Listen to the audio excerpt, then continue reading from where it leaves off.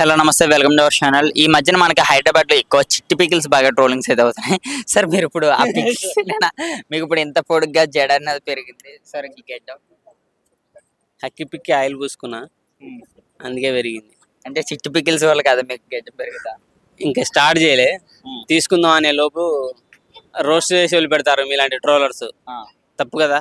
కానీ అసలే ఆ మహిళ అలా మాట్లాడడం ఎంతవరకు కరెక్ట్ అని అంటే ఒక కస్టమర్ ఒక క్వశ్చన్ అడుగుతుంది, ఆ రేట్లు మరి ఇంత ఎక్కువ ఎందుకని ఉంటే ఆమె అంత వాయిస్ మెసేజ్ పెట్టడానికి కారణం ఏంటి అనుకోవచ్చు. సో తనని తిట్టిన వాళ్ళకి పెట్టిందంట, అది అనుకోకుండా జెన్యున్ కస్టమర్కి పోయింది. పాపం తను కూడా చాలా బాధపడుతూ వాళ్ళ వైఫ్ తోటి కూడా వీడియో చేసినట్టున్నారు. సో మిస్టేక్ అని చెప్పి వాళ్ళ సిస్టర్ ఎవరో మళ్ళీ వీడియో పెట్టింది కదా. సో అర్థం చేసుకోండి, ఆడపిల్ల కదా, మళ్ళీ ఆదిశక్తి లాగా పరాశక్తి లాగా మారింది అనుకో. ప్రతి ఒక్కడు చిట్టి పికిల్స్ కొనకపోతే ఏం జరుగుద్దో ప్రూఫ్ తో సహా చూపిస్తారు. మరి ఇప్పుడు ఎలాగే చిట్టి పికిల్స్ అన్నది పడిపోయిందని చాలా మంది మాట్లాడుతున్నారు, అది నిజమేనా? ఖచ్చితంగా పడిపోద్ది. సో వాళ్ళు మళ్ళీ వెబ్సైట్ ఓపెన్ చేయాలని చాలా కష్టమే అవుతుంది. సో ఖచ్చితంగా చిట్టి పికిల్స్ అయితే ఆగదు. పేరు మారచ్చు, వెబ్సైట్ మారచ్చు, వాట్సాప్ కానీ అన్ని చేంజ్ అవ్వచ్చు.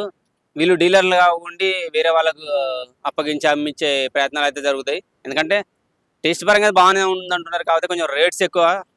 అది ఒకటి కొంచెం రేట్ తగ్గించుకుంటే మంచిది. ఎందుకంటే 200 రూపీస్లో నార్మల్ మామిడికాయ కానీ టమాటా కానీ దొరుకుతుంది. సో నాన్ వెజ్కి మరీ 1200 1600 అంటే కొద్దిగా ఎక్కువనే.